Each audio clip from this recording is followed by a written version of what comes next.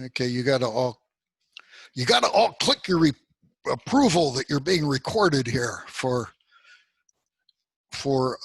storage on Zoom and ultimately YouTube, which lasts forever. Look at that. Look at that. My cup goes away. You could fake magic acts with this, right? Okay. Let's continue where we ended off last time. We still had a couple of questions that we needed to go through. So with your permission, let's go ahead and go to that. So I am going to share my screen. And boy, I have a lot of things open in my screen. Let's go here. And let's see. I think that we ended up with 43 here, right? We ended up with 43. So let's do the first one and find the two-dimensional convolution of a rectangle with itself. And I tell you what, we're going to have volunteers today instead of random flipping. No, let's have random flipping. I just changed my mind. I'm allowed to do that. We have a nice coin here from, where's this coin from?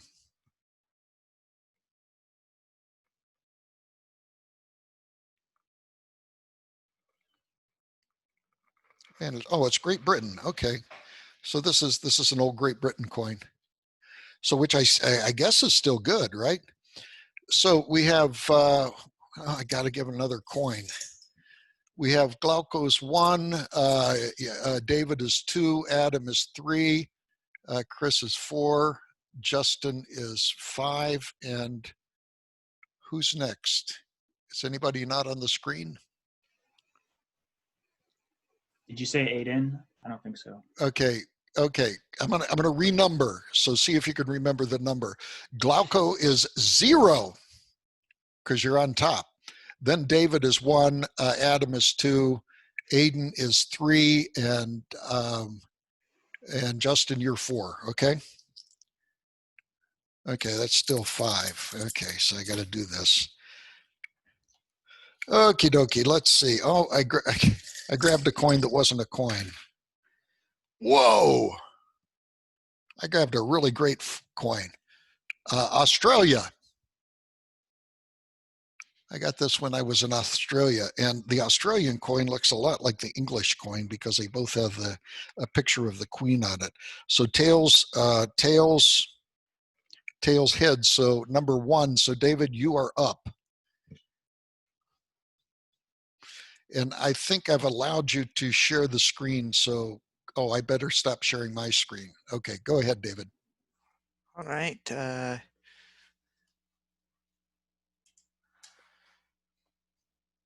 see. Sorry. All right. Is this?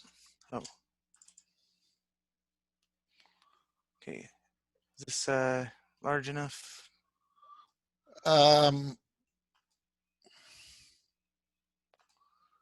Yeah, that's large enough. Yeah. Okay. All right. So we're convolving a square rectangle function with itself, and so I got this far and found that Wolfram Alpha could not help me, so I drew these pictures and figured out that if the fixed square and the square being shifted around are aligned on T1 and you're only changing T2, the area they have in common decreases linearly. Okay. Okay. I don't understand what the maxes are, and Did anybody else do this and get a simpler answer? I'm not saying that your answer is wrong, David. It's just if you excuse the pun, convoluted. So okay, so let's anybody else want to give it a try? I did get the same answer, but simpler. Okay, simpler. Go ahead. Simpler expression. Okay, let's see what you got, Glauco.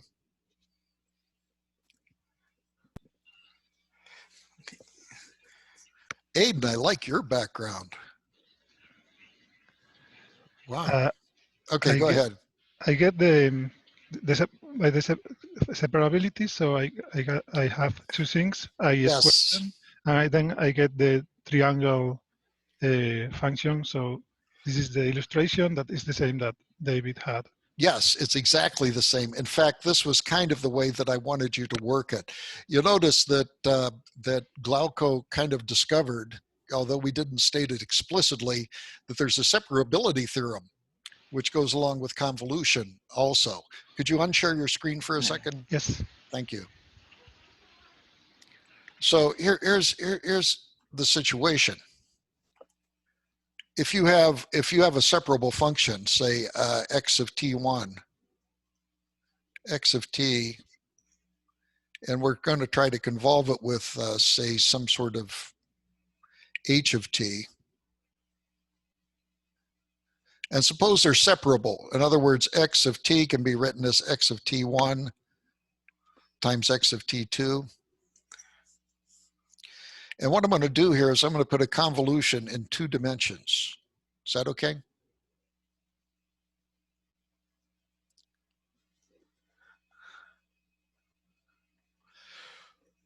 According to the separability theorem, and I think this is where Glauco is going through, that's equal to the convolution of x of t1 in 1 dimension with h of t1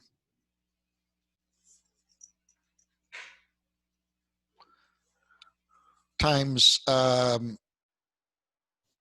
x of t2 convolved in 1 dimension with h of t2. So this is what you used, I believe, right, Glauco? I just did the transformation to the Fourier domain. Okay, and the integrals fell out because of the separability theorem. Yeah. Yeah, exactly. Well, this is kind of easy. So if you have a pi of t1,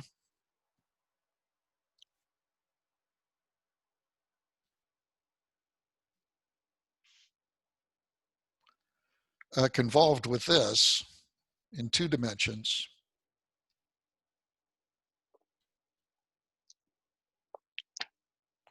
this is the same thing as pi, well, the 1-dimensional convolutions.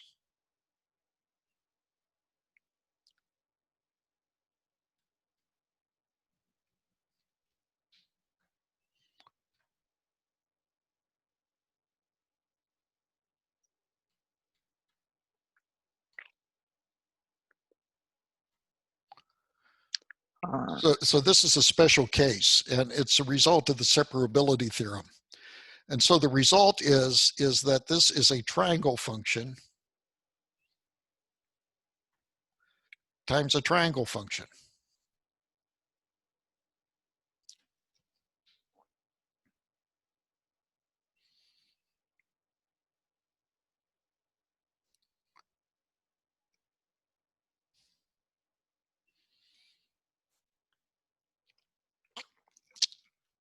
You'll notice that David had exactly this right answer, although it was in convoluted form. Sorry, David. And it's also the same result that Glauco got. Now, I asked you to sketch it, and if you sketch it, it kind of looks like a pyramid. You would think it sounds like a pyramid. You'll notice that along the T1 axis is equal to this. It goes from -1 to 1. And it has a height of 1. And along the T2 axis, it also has goes from -1 to 1 over here. And the base of the thing is on a rectangular base, if you will.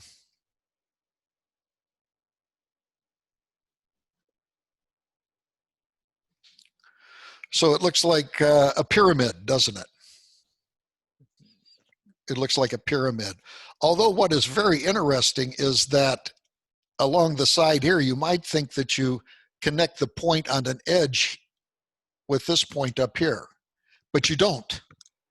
It turns out if you work out the math, it's actually a quadratic. It actually slopes up a little bit. So this is not connected to the top, but rather kind of slopes down. Would I be right guessing that that's actually a parabola? Well, it is it's a quadratic. Yes, I believe it's a parabola. It's a square. So anyway, this is the result that you get. I had a friend named Tom Cathy who wrote a book on Fourier optics, and in Cathy's book, he had a sketch of the triangle function times itself, and the sketch in his book was wrong. And I found it out and let him know, and he never corrected it. But I don't know how once a book is published, it's hard to correct. But it does kind of look like going from here down to the corner. It would be a straight line, but it isn't. It's a parabola, as David said. Okay, is that okay? Yeah, I thought it was a straight line. So No. I know that. How would you prove that? When you convolve a triangle with a triangle in one dimension, you get something quadratic. But yes, here, you get if you convolve a triangle with a triangle, you get something which is piecewise quadratic. okay. And you actually get something like this. It's called a parson. Okay. So this is a triangle convolved with a triangle, and it's referred as a parson.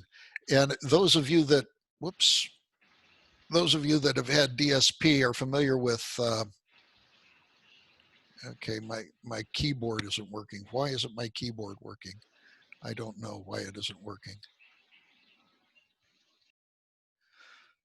It's called a Parson window. Those of you that are familiar with DSP are familiar with things like Hanning windows and Hamming windows and Tukey. Let's see. What are some of the other windows? The Hanning and Hamming are the two that come to mind right now. There's the Tukey window.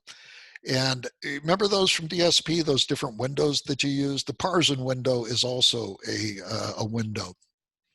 And so, yeah, you're right, Glauco. These are piecewise quadratic if you do a triangle convolved with a triangle. What is very interesting about this is something, if you take my course in probability, you'll find out something very interesting is that if you convolve a function with itself enough, you invariably get a Gaussian. If you take any function and you convolve it with itself enough, you get a Gaussian. And notice we are very, very close to a Gaussian here, right? It kind of starting to look like a bell-shaped curve already with just a few convolutions. And this is true of any functions that you have. In fact, if you convolve functions that aren't even the same, in many cases, there's some constraints you have to put on them. But in many cases, you get a Gaussian. And this is the foundation of maybe one of the most powerful theorems in probability, which is the central limit theorem.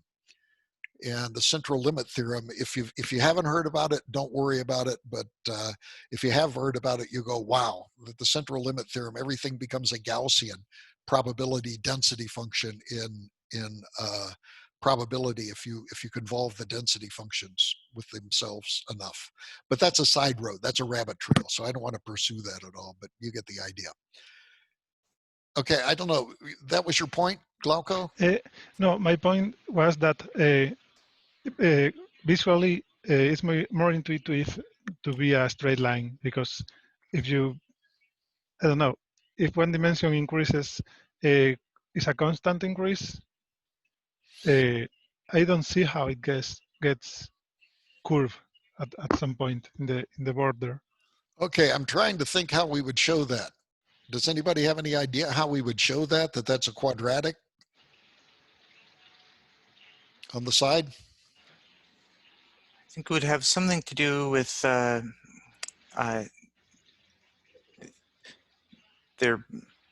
like, well, sorry, I have the thought but not the words. Your train of thought had no caboose. Yes. So the value at any point in this square on the T1, T2 plane is equal to the value at on the T1 axis times the value on the T2 axis. So that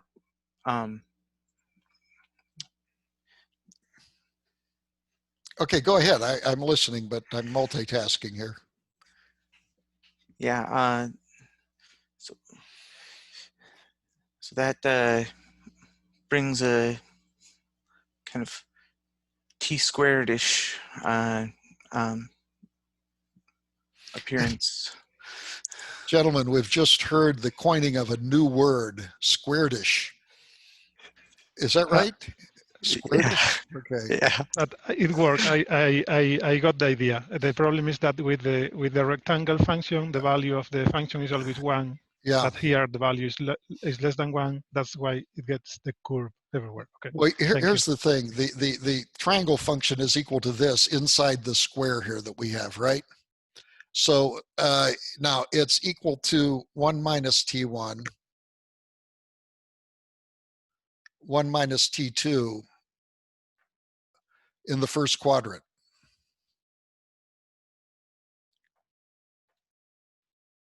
So in other words, in this quadrant here, where both T1 and T2 are positive, it's equal to 1 minus T1 times 1 minus T2. Do you agree with that?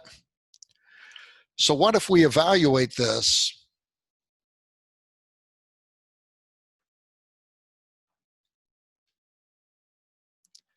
Along the line, T is equal to T1 is equal to T2.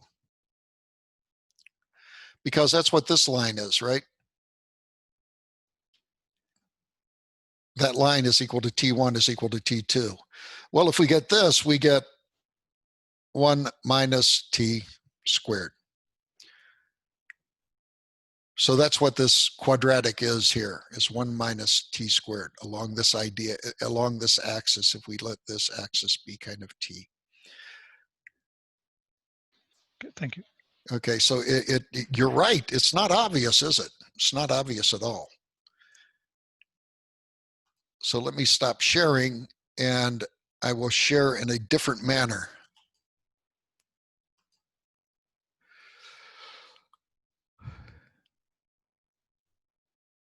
Okay, here's another one. What about the same problem? The same problem as before, except that we're rotating the function rotated convolved with itself, rotated. Can somebody answer this to me in words?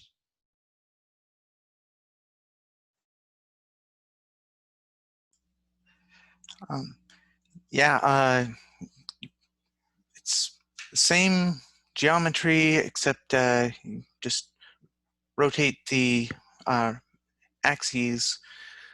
And so I solved that by basically checking what a 45-degree rotation matrix would do to T1 and T2, and replacing the T1 and T2 with those terms.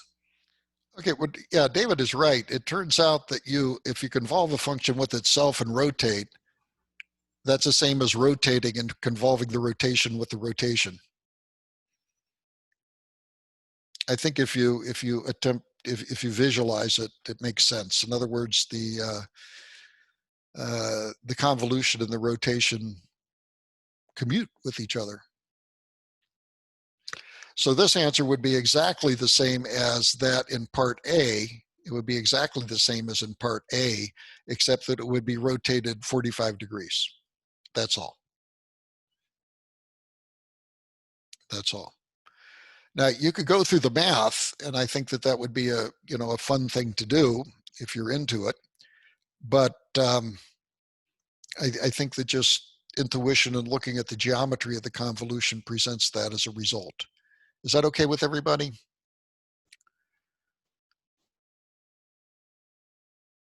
Okay, good. So let's go to the next one, 44. Evaluate this integral. Okay, let me do the coin flip here.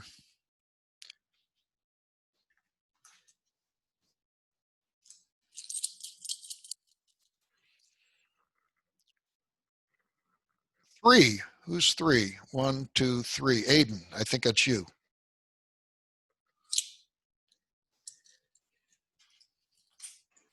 Yes, let me just pull it up. Sure.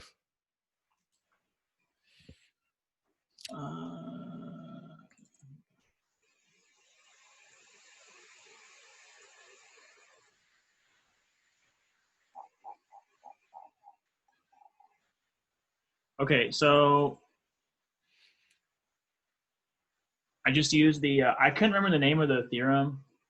Yeah, it's the integral property theorem. Yeah. Yeah, okay. I figured it was something like integral something or another. But when you, in one dimension, set the Fourier transform equal to 0, it's just like integrating over all of time in the time domain. And I think I made a mistake here, because what I did was I took the Fourier transform of a jink and kind of just put in rho instead of u. And I'm pretty sure that's not right. But the Fourier transform of the jink and the time domain is just it's just a half circle, right? That goes from 1 to 1 or 1 to -1 and 0 elsewhere. So I just put that in the two-dimensional, in the 2D domain, basically, and assumed that it would just be a half sphere, basically. And so from there, I just assumed it turns out to be a total sphere. I don't know where you get the half, but okay. What you have here is exactly right. That that what we need to do is do a two-dimensional Fourier transform of the jink and evaluate it at 0. And I don't think I had the right exactly function, what you do. But yeah, I don't think I had the right function, but I'm assuming that this is the right answer. Yeah. So. Did anybody get a different answer? A little bit different? I got a half, but yeah, it's a half. What you forgot, Aiden, is that the jink, I'm sorry, the half circle, I'm sorry, the circle Fourier or Hankel transforms to twice a jink, right? The circle Fourier transforms to 2 times a jink. So that factor of 2 wasn't in there. Yeah, well, what I thought was that the jink at 0 was 1/2. So if you multiply it by 2, you get 1. Is the jink of 0 1/2? I thought it. I looked it up. Oh my gosh! Yes, it is. Yes, it is. Of course, it has to be. Yeah, the jink of 0 is equal to a half. Don't we have that in the book somewhere? Can somebody check that in the book? In fact, there's a plot of a jink in there somewhere.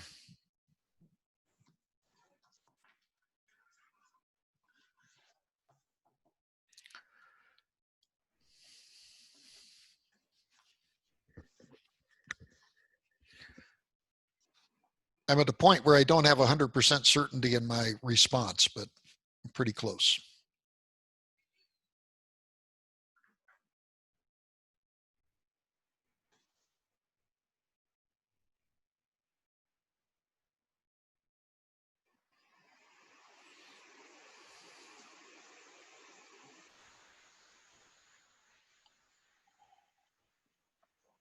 Anybody find it?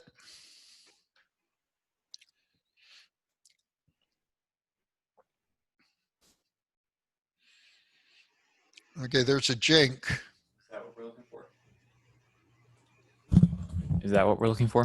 Yeah, that's a plot of twice times a jink. And it's hard to tell what the jink at the origin is here. It looks like it's 2. Could you scroll up a little bit? Or do a word search for jink at a previous result.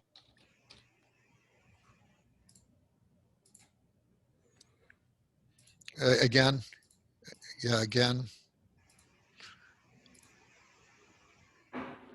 Okay, there should be a plot in there somewhere. Is that what we're looking for? Yeah, the jink, the area of the jink is 1. Okay, no, the area of the jink is 1. So this problem was actually worked out in the book, wasn't it? Or was it? That's No, the this- one-dimensional case. This is in 1 dimension, isn't it?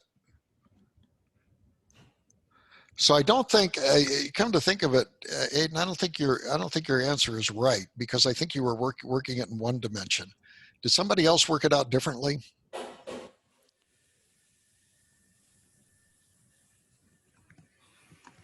I Fourier transform the jink of. Okay, could you go ahead and show your Yeah. work? Sure.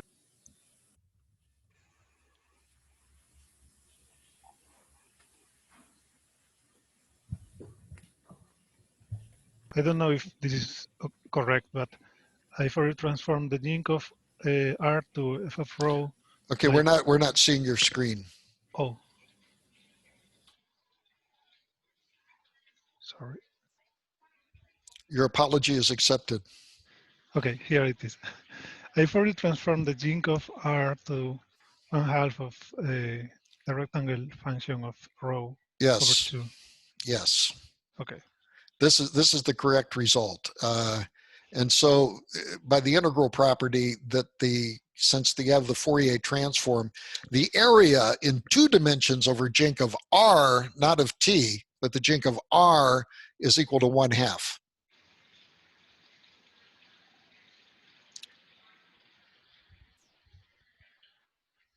One half times a circle of radius of let's see, of unit radius. The pi of rho over 2 there in Glauco's work is a circle of radius 1. So it is 1/2. And what I was confused about before and didn't respond properly to is that Aiden was kind of doing this in 1 dimension as opposed to 2 dimensions. But now I think that we have the right result. Okay, thank you. Go ahead. I think it was in the book somewhere. I think You know, if you do read the book, you'll find out that some of the problems that I give you are in the book. Okay, this is good. This is good. Okay, so let me talk about some different things here. I want to talk about the homework for next time. This is something we didn't talk about. You know that the Fourier transform of whoops, that should be a lowercase x of at. Okay, this should be why isn't I know why it is. This is not good. Okay, this should be a lowercase of x. I'll fix that as soon as the class is over. What happens to the scaling? Remember we said that the scaling was always a stretching and a rotation and maybe flips, right?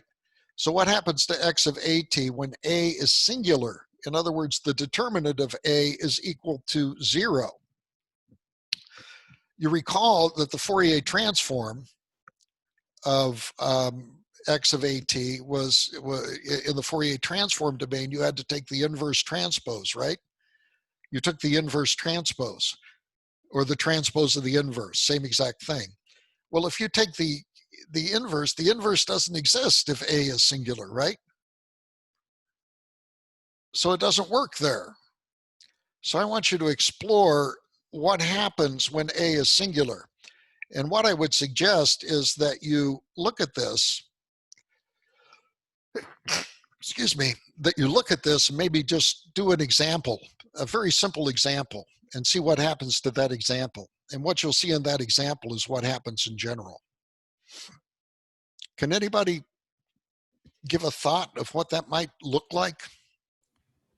Well, the determinant also is 0 too, and we have The to divide by the determinant is determinant. 0. Yes, that's right. That's right. The determinant is 0, and you're in the Fourier domain, you're dividing by 0. So something's wrong. The Fourier transform still does exist when A is singular. It exists, but you have to treat it kind of specially. Does anybody have a thought on what happens? Any intuition? If not, that's fine. I in a way, I don't expect you to. Okay, that'll be a fun thing to do. The other thing I'd like you to compute the sinogram of x of these two delta functions. This is problem 46 here. Now you remember what the sinogram is. The sinogram is the Radon transform. And in fact, we can put Radon transform here. This is what happens when you take an image and you do a projection of it, and then you begin to rotate the image and you transform something as a function of t1 and t2 into another function, which is a function of t and theta, the rotation angle. And the function of t and the rotation angle is the corresponding sinogram. Okay? And you'll find out when you work this why they call it the sinogram. But the sinogram is the same thing as the Radon transform. And then this one is just kind of an interesting thing I'd like you to do geometrically. If we just had a rectangular pillbox, if you will, what happens if we begin to rotate it? And we did the projections on different rotations. I think first of all, you can see that if you look at my picture, that if we had the square and we did the projection this way, the projection would just be a rectangle, right?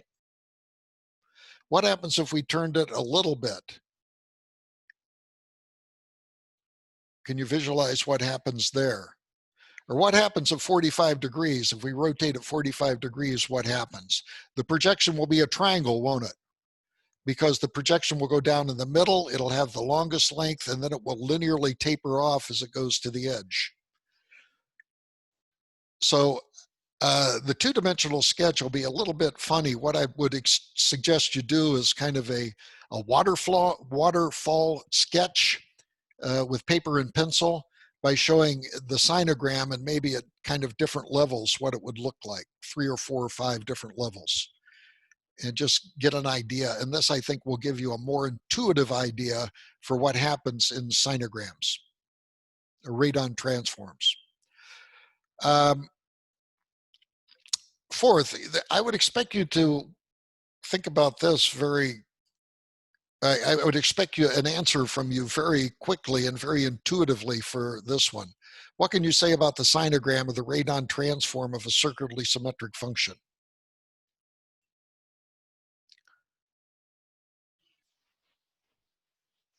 It's like constant. Yeah, it doesn't. It stays the same.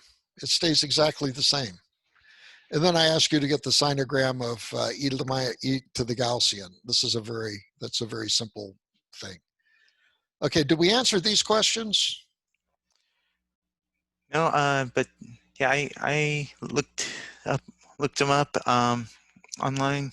I guess found a video of a gorilla swimming, but it looked like it may be pretty artificial. Is that right? Yeah. Well, like my source says gorillas can't swim, so I found a few text websites that said apes can't swim. Okay, that's our apes. My understanding. Yeah. My understanding of it is that, like people, they can't swim unless they're taught how. I see. Well, you know, the classic way to teach a little boy to swim is just throw him in the pool, right? And see if he sinks or swims. That's the way we did it down in West Virginia. I lost a few relatives that way, but that was the way we taught them. Okay, so I guess in general, gorillas can't swim naturally. And then how about this one? Anybody look this one up? They have a long tongue, but I don't think the tongue reached the ear. I didn't find it in YouTube. Okay. I found some video on YouTube saying that, but I saw the video and she wasn't doing it. So Okay. I don't think Okay. they can. Anybody else? I read that giraffes can clean their ears with their tongues. They are so long. I read that they can, and that was said in many places, but there weren't any pictures or videos of it. There was a video of a giraffe sticking, well, putting its ear up to a branch, a stubby branch of a tree, or I mean, a branch that was straight and had no leaves, and cleaning its ear that way. But Oh, okay. So that was kind of the giraffe's Q-tip. yeah. Oh, here's another trivia question. What does the Q stand for in Q-tip? Anybody know? Something having to do with cotton? Where did you learn to spell? No. It actually stands for quality, which is interesting. Okay, let's get back to the lecture. We've had our little oasis of levity here. We've been talking about the synograms and the Radon Transform. And what we decided on the left here is that if we had an image in 2 dimensions, that its projection here, P of T1, was equal to the line integral, one slice at a time, going through the image, and we take the area under that slice, right? If we have a 2-dimensional function and we slice it in 1 dimension, parallel to the T2 axis, we get a 1-dimensional function. Every slice is a 1-dimensional function.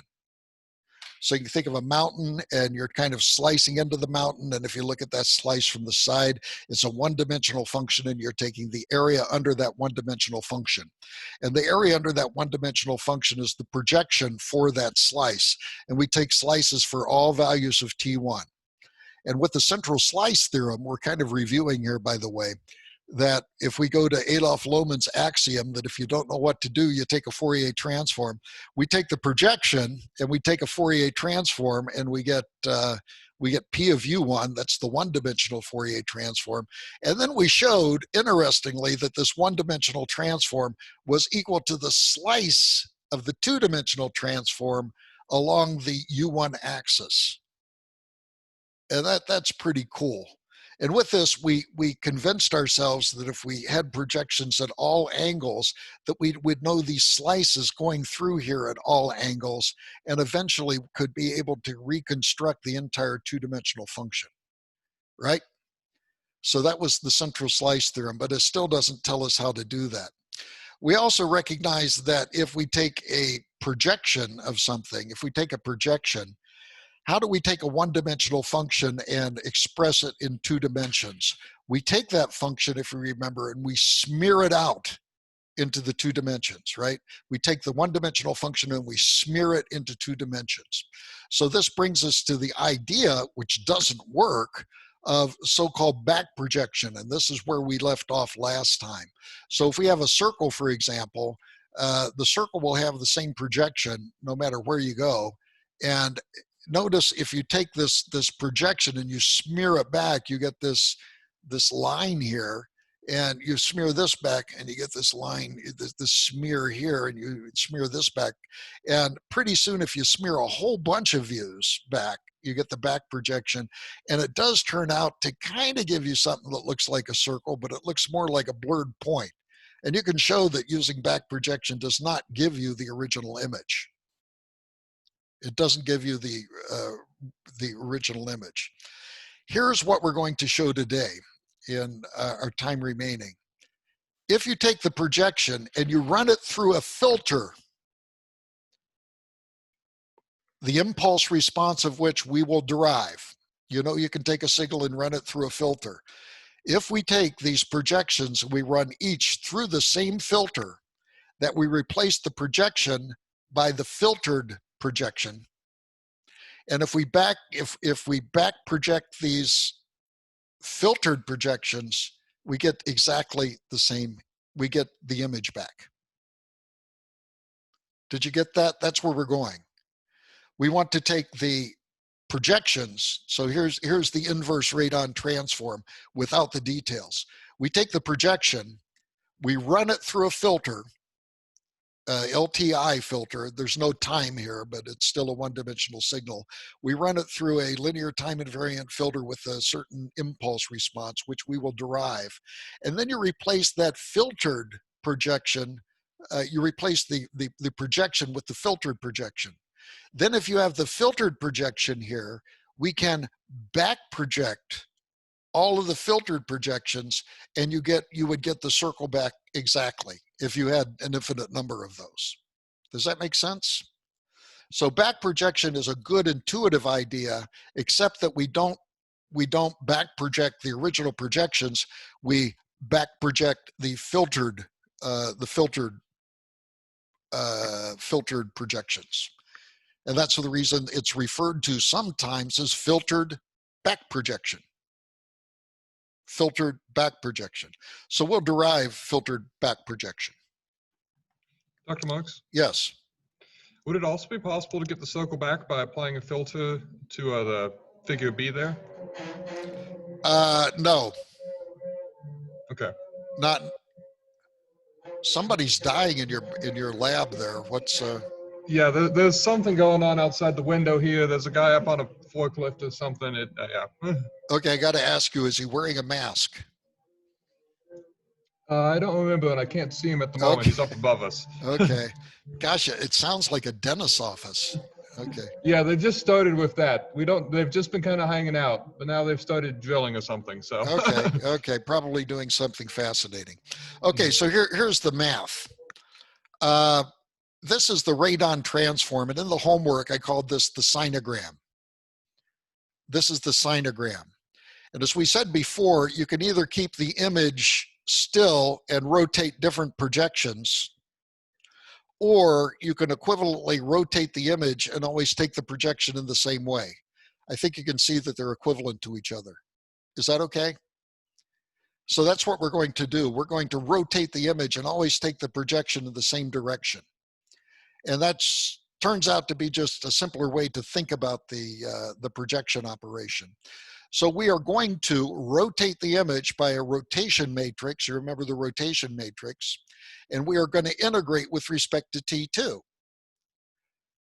So we have a function here. This vector T is what? This vector T is T1 and T2. We're integrating out the T2.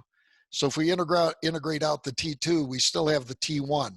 So it's a function of T1, as you can see here by this projection, but it's also a function of the rotation of the image. And this is the radon transform. And this is the example of the radon transform that we had. And this refers to a synogram. For one of your problems, I'm asking you what happens if you have a little delta function here. If you have a delta function here, what does this p theta of T1 look like? And it turns out it's a sinusoid. You generate a sine. So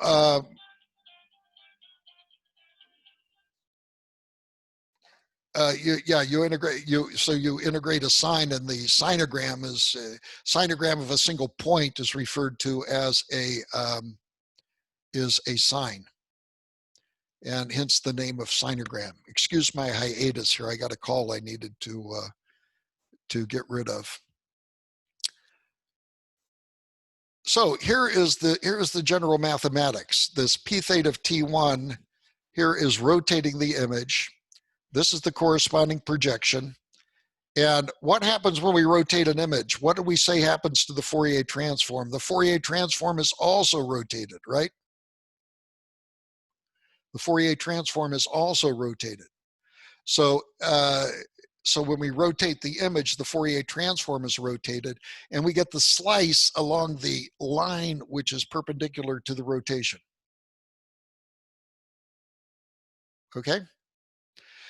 And so the P sub theta of U1, U2 is equal to, if we take X, or we take the two-dimensional Fourier transform and we replace it, if you will, kind of by the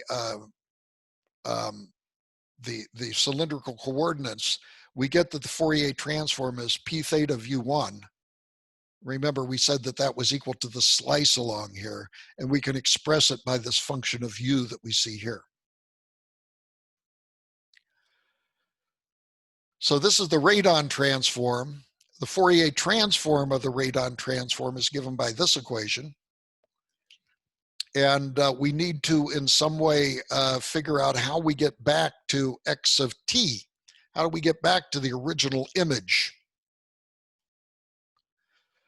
One of the things that we noted, and we saw this before, is that the sinogram, both in time and in frequency, is periodic. Because if we have a function and we project, if we have a two-dimensional function and we project this way, we're going to get exactly the same as the projection this way, 180 degrees off, right? You can think of the shadow of being illuminated this way is exactly going to be the shadow being illuminated this way, correct? So if we go around 360 degrees, it's going to repeat itself at 180 degrees. So that's what we show here. It's a little math proof, and it's relatively obvious that we get this periodicity. But it isn't exact. Yeah, it's that it is a even function of rho. Well, it's not an even function, but if you transpose it by pi, you get exactly the same thing. I'm sorry, if you shift it by pi, you get exactly the same thing transposed. This is what we saw here, right? If we slice the function here, if we slice the function along this axis here, that we can take the top part and we can fold it on the bottom part and we get exactly the same thing, don't we? So this is just a way of saying that in terms of the math. And then we go through a little bit of math here, because what we want to do is we want to inverse Fourier transform this in 2 dimensions. Now we are in polar coordinates, so we're going to do the thing that we always do. Remember, we did we're going to perform the inverse Fourier transform, except we're going to do it in polar coordinates. And we're going to do it in polar coordinates, just like the inverse Radon transform. And we get to, we turn the crank, and it turns out that the inverse transform, this is a slice, right? This is a slice. And we know we can get the slice by the Fourier transform of a projection. We can get the slice by the Fourier transform of the projection. So going from here to here, we have simply substituted in this slice as the expression for the slice expressed as the slice expressed in the 2-dimensional Fourier domain. So we get this expression, and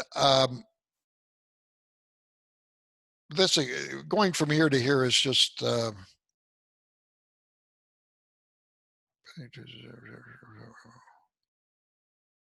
think those are the same equations. I'm trying to think what I did different here. There's nothing I did different. They're the same equations. So this is what we call superfluous redundancy, right? From the Department of Redundancy Department. But here's where we take this this theta variable, and we recognize, because of the symmetry, we can divide this theta interval up from the 0 to 2 pi, from 0 to pi, and then pi to 2 pi. And that allows us to collapse the integral on itself, or reduce the complexity of it. I know I'm going through this relatively fast, but this is what we get. if we take advantage and integrate only over half of the sinogram, half of the radon transform here, we go from 0 to pi, and we get this relationship. Now you notice that we're going to define here, this is p sub theta. We are going to define p sub hat as u times p sub theta. This is the filter that we're going to use. We're going to take each projection and pass it through a linear time invariant system with a frequent or with a transfer function, a frequency response of u. Now, what is the magnitude of u? The magnitude of u is kind of like it's kind of a V, right? That goes up at 45 degrees. And that's the result that we get. And the result that we get is that the inverse radon transform is this filtered projection. This filtered projection. And this is a fancy mathematics for the back projection. We're performing the fancy mathematics for the back projection. So what we get here is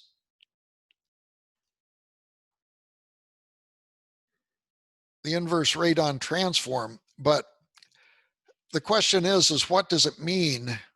What's the impulse response? We have the frequency response. The frequency response is mu, that V thing. What is the inverse Fourier transform of that?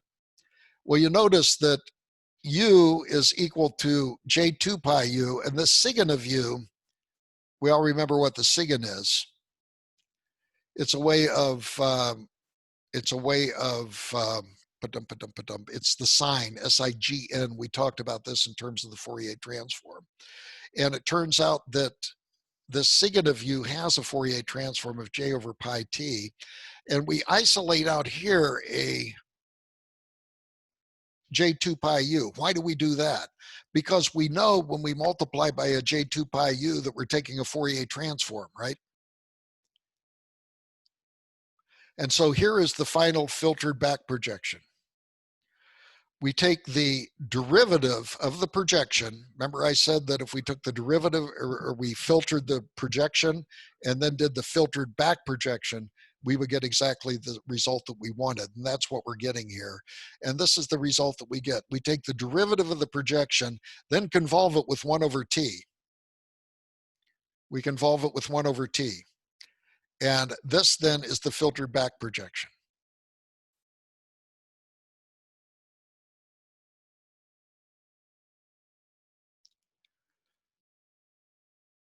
And so here is an example. Okay, well, let's do that. Now, the result that we have here, is continuous time, right? It's continuous. Of course, in practice, you cannot take a continuous projection, right? You take projection, go an angle, projection, go another angle, projection, go another angle, projection, go another angle, projection. So you do it in discrete time.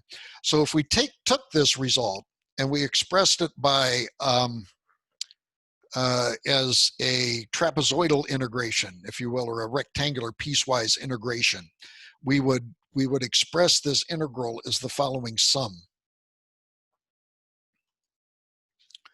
Right? This is the summation. This replaces the integral that we had before. This delta phi is our old d phi. And the delta n's we're going to break up into intervals with a delta n, or a delta phi being the different angles of projection. So when we increase our phi, we're increasing it by delta phi. Clearly, the smaller we get delta phi, the closer this summation is going to be to the integral, right? The smaller we make this delta phi, the closer it's going to be to the interval. And this is what you get.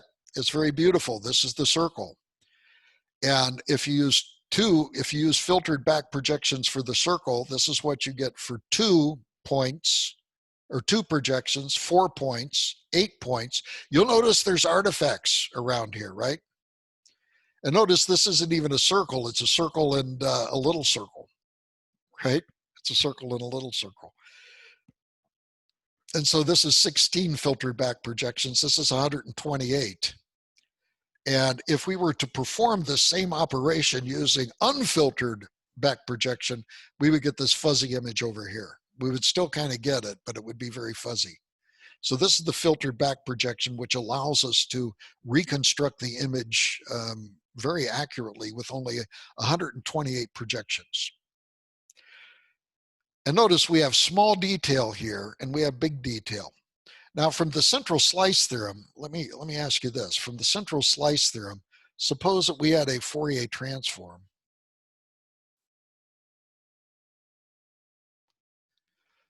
that had, first of all, a lot of structure at low frequencies. What does low structure correspond to?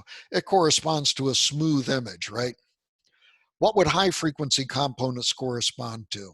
It would correspond to little dots, because a little dot is a very high frequency. It's almost like an impulse, right? And that would smear out in the frequency domain. An edge is an abrupt change, and that would have a high frequency component. And so we have, if we had high frequency components, they might be out here, for example, correct? Now, just intuitively, what does this tell you about the number of projections that you have to get in order to get this high frequency stuff? Notice from the central slice theorem, we have to take a projection this way, a projection this way, and a projection this way. Notice that all of these are capturing the low frequency, the smooth part of the image, correct? Whereas the high frequency components, which are out there, you're going to have to take a lot of slices in order to get that high frequency component, correct? So this is, it's not exactly a sampling theorem, but it is kind of a sampling theorem because you have to take a lot of slices to capture high frequency components, whereas the smooth part of the image can be captured with just a few projections or with fewer projections, okay? So that is filter back projection. I think that might be it. And there's your wonderful, wonderful text. Any questions on that?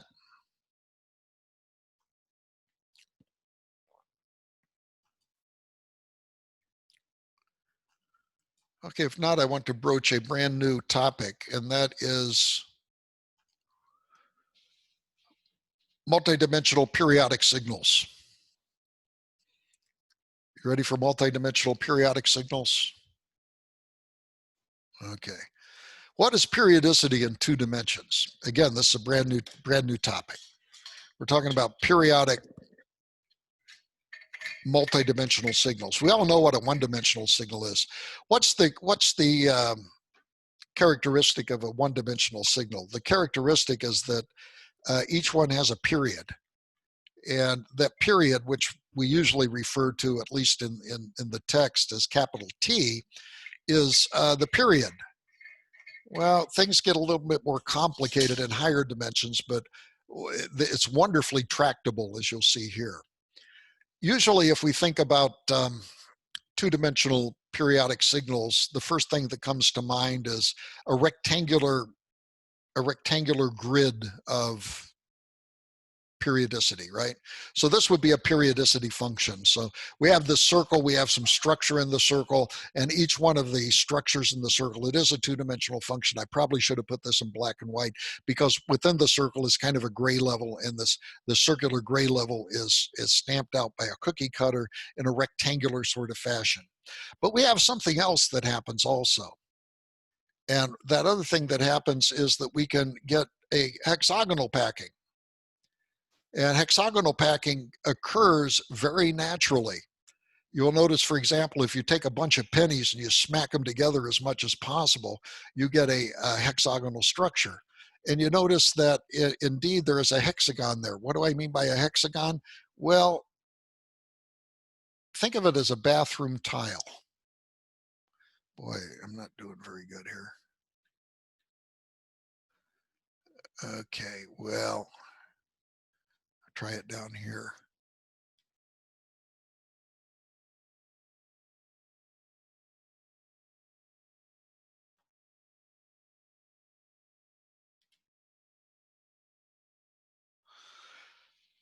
Think of this as a bathroom tile. The bathroom tile would be that circle inside that hexagon, right? And if you had that circle inside that hexagon and you went to Lowe's and you bought 200 of them, you could lay out the tiling on your kitchen floor, right? So periodicity in 2 dimensions is a lot like tiling. And we could either go to Lowe's and we could get rectangular tiles,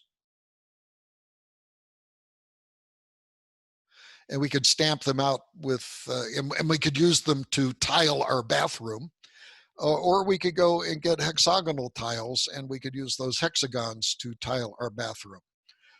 The hexagons occur naturally, and as you can see by the penny packing, and we see that they also occur naturally in nature. One of the places, I think that's the next one, is the Beehive. It turns out that the most robust structural geometry that you can get in a periodic replication is a circle. Well, not in a periodic replication, but if you want something which is mechanically the most resilient to external forces that you can have, you would want a circle. But unfortunately, you cannot take a circle and replicate it in a tile fashion. You're still going to have gaps, right?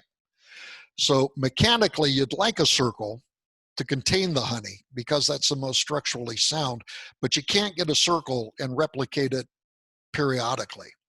So the best compromise is to get a hexagon, and the hexagon is pretty close to a circle. It's a lot closer to the circle than the squares are, right? And you can replicate that, and that is as close to a circle as you can get. Now, this is something interesting. The hexagon is the only shape that you can have that you can tile your kitchen with and not have any gaps. You can't do it if you have 5 sides. You can't do it if you have 7 sides, 8 sides, 9 sides, 10 sides. If you're doing a regular polygon, in other words, you're doing a polygon that all of the sides are exactly the same, the only thing that'll tile your kitchen floor is a square tile and a hexagonal tile. Those are the only things that will tile your kitchen. Isn't that interesting? Well, also a triangle. No, we're not allowing flipping. It has to be an exact replication. That's a good point. Yeah, we could use a triangle, but again, a triangle we would have to flip in order to tile, wouldn't we? So that's a good point. And I should have made that we're tiling it without any translation or any flipping, no flipping allowed. But if we did allow flipping, yeah, we could do something like that. Maybe I'll address that later because that's a very interesting problem. It's an open problem in mathematics, by the way, is can you have something that isn't a, anyway, I won't get into that right now, but maybe I'll get into it later. But yeah, we're not allowing flipping, so the triangles won't be able to flip. And can you see that a triangle containing honey would be easy to collapse, right? You can collapse the sides pretty easily, right? And a square is a little bit better, but a hexagon is the best you can get. And that's all you're going to get for a regular sided polygon in 2 dimensions. And it occurs in nature. So God figured that out some way. And of course, you can also do hexagonal tiling on your kitchen floor. I wrote a paper about multidimensional periodicity, which is currently under review. And the guy came back and he says, "Oh, bathroom floor, that's disgusting." For some reason, I don't know. I guess the guy is a prude some way. I guess I don't find that offensive at all. So I changed it from bathroom to kitchen floor because kitchen floors are also tiled. So we can have this periodicity. So I would say that here we have a periodic function. This is hexagonally replicated, and each one of the tiles, if you will, is a hexagon.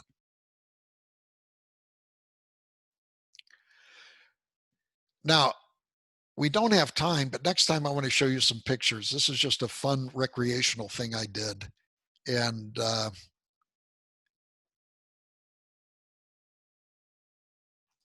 let's see, I'm going to show you a picture. Isn't that pretty?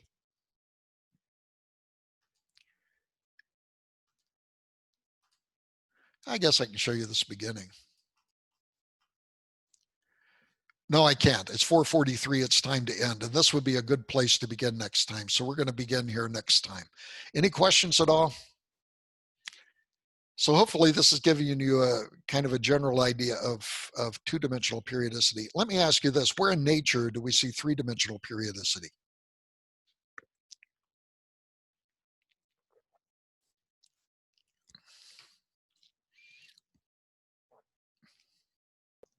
Would you see it in crystal structure? Crystals, yeah, exactly. Anytime you have a crystal structure, you have a three-dimensional structure that is replicated. In fact, if you take a course in solids, you'll find out that there's different types of geometries that replicate themselves in a periodic fashion in 3 dimensions. So we do have in nature this three-dimensional periodicity also. Okay, any questions at all? Okay, let's have the homework in later tonight by midnight, and let's take a look at those new homework problems that we'll discuss next time we meet. Okay. Okay. Thank you very much. Any questions at all? I have an eBay's question. Yes. Oh, okay. Let me stop the recording, because I learned a new term. I learned the term evergreen. Do you know what evergreen is when you record something? It's going to be good a year from now. It's always green. It's always there. So let me stop the recording.